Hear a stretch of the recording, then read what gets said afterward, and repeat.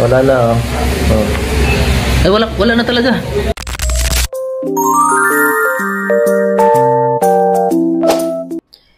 Edu, nabunutan na ng tinik, wala na, tinanggal na. Ano po kaya ito mga kalingap? Atin ang alamin at pag-usapan ngayong araw. Pero bago po ang lahat, isang mapagpalang araw at gabi sa inyong lahat. Mag love shoutout sa lahat ng ating listeners, viewers, and subscribers saan mang sulok ng mundo. Mapaludon, Visayas at Mindanao. Lalong-lalo na po sa ating mga kababayang OFW. Kamusta po kayo mga kalingap? Mabuhay po kayo hanggat gusto nyo. At kung bago ka pa lang sa aking munting YouTube channel, huwag ka nang mahiyang mag-subscribe, like, share, and comment. Huwag mo na rin kalimutang i-click ang notification bell nang sa ganon ay updated ka sa aking mga paparating na video. At syempre, patuloy po nating suportahan sina Kalingap Rab at ang ating ama ng Kalingap, ang nag-iisang founder, si Kuya Val Santos Matubang. Kung maaari po ay no skip ads nang sa ganon ay mas marami pa tayong malingap na nangangailangan. At konting paunawa po kung maaari ay tapusin niyo muna ang kabuuang video nang sa ganon ay akma ang inyong mga komento. Ngayon, nasa tamang edad na siya. Tamang ano na. Pero alam ko naman na priority pa rin talaga yung pag-aaral. Tamang edad, hindi tamang edad. Oh, bata pa rin naman siya kahit paano. Pero dalaga na yung ano. Dalaga na siya sa ating kultura. Pero bata pa talaga siya. Pero bata pa siya kung titingnan talaga. Kaya dapat ma-guide na maayos. Kailangan pa rin ng guide. Ano? At kailangan pa niya matutunan ng siyempre mga bagay-bagay. Kailangan pa natin siyang turuan minsan. Kasi lalo ganyan sa ganyang edad, mas lalo pag nag-18 ka ganyan, mas lalo akong magiging magiging matapang kung ano-ano, pwede na akong ganito, pwede akong ganyan. Magiging curious sa lahat ng bagay. Oo, mas magiging curious sa mga bagay-bagay habang tumatanda. At yun ang dapat maiwasan na dapat mas ma-guide siya ngayon kasi baka ma-overwhelm siya sa mga ganyan, mapasama sa mga Siyempre pag college marami nang kung ano dyan. Hindi ka gaya pag high school na medyo hindi pa ganun ka, pag college talaga. Marami din yan. Pwede pang yayain siya sa mga fraternity. Fraternity, sa mga gimikan. Mahirap yan. Mahirap yan. Kasi siyempre ikaw, maging curious ka, matry ka, pero sana, hindi.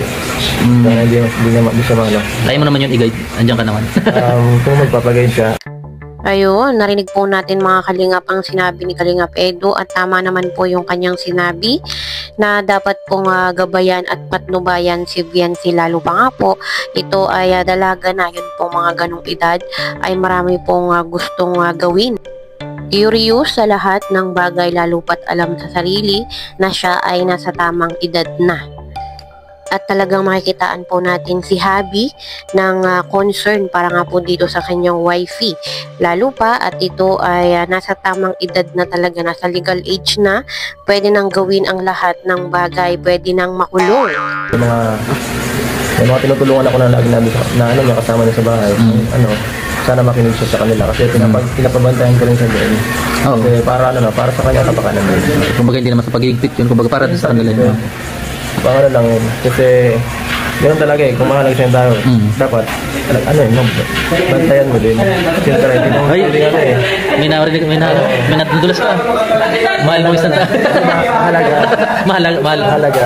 Yun na yun, mahal. Parang ganoon na rin yun. Yan na yun. Pero ganoon talaga, siyempre kung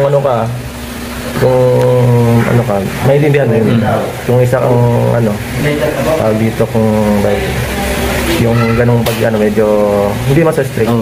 Pero pag yung concern yun ingatan mo yung mga taong halaga sa'yo. Hindi na-strict yung pag-igay, ganito, bawal itong ganito, ingat ka sa ganyan.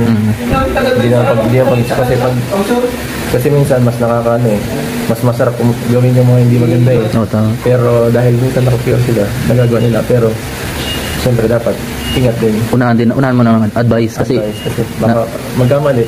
Mahirap na. Anong mangyari? Yung pagkakamali kasi mahirap na rin ituwid minsan. Oo. Sa atin dito lang sa atin nasa social media tayo. Isang mintis mo lang pwedeng masira mo. Yun nga yung karir mo. Alam mo yan. Sa 10 pag nagkamali kang isa, wala na. Lahat ng pinaghirapan mo kahit isang mintis lang. Yun nga. Pwedeng masira ang buong pinaghirapan mo. Sayang. Ayun, may bantay pala si wifey at delikado po talaga yung gustong sumubok na manligaw dito at talagang makakarating kay Habi. pinapabantayan naman po pala, no? At alam naman po natin na kasama nga po ni Viancy yung mga beneficiaries ni Kalingap Edo sa isang apartment. At sabi nga po ni Papa Eds, ito po ay hindi naman sa pagiging mahigpit o pagiging strict. Siya ay concerned lang para nga po dito sa kalagayan ni wifey. At goods naman po yun at wala naman pong masama dahil sila naman ay maganda ang ugnayan. So kung makikinig po si Viancy sa kanya, di mas maganda ano po. At sa tingin ko naman po mga kalingap ay makikinig itong si wifey. Talagang alam naman po natin na si Viancy ay mabuting tao, mabait na dalaga. At ito naman po ay ikabubuti niya. Ito naman ay para din sa kanya.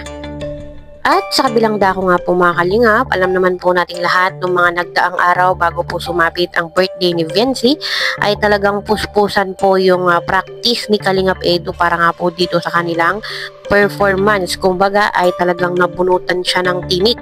Kumbaga ay guminhawa po yung kanyang pakiramdam. At kitang-kita naman po natin mga kalingap yung effort dito ni Kalingap Edo. Talagang kanyang binuhos ang kanyang makakaya para nga po maging successful yung birthday surprise nila para nga po sa nag-iisang Viancy. At sa ngayon ay balik charity po ulit si Kalingap Edo. Alam naman po natin at kung napapansin po natin ay parang medyo bumaba yung kanyang mga views.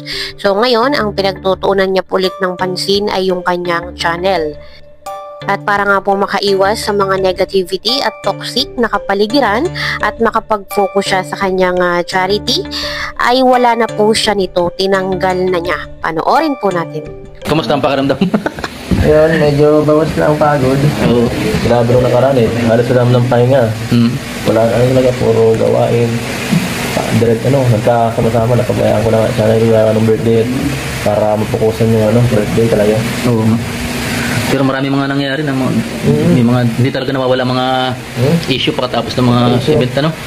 Ano ang issue mo po yan? Ha? Wala ako na wala naman akong Facebook.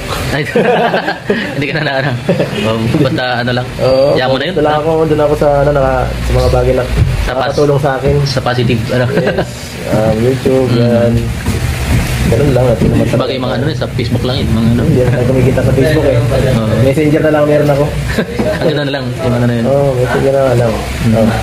Wala na Ay wala na talaga. Tinanggal mo na Facebook? Puro mga pampaano na yun, distraction lang. Focus ako sa channel. Sa YouTube na lang talaga.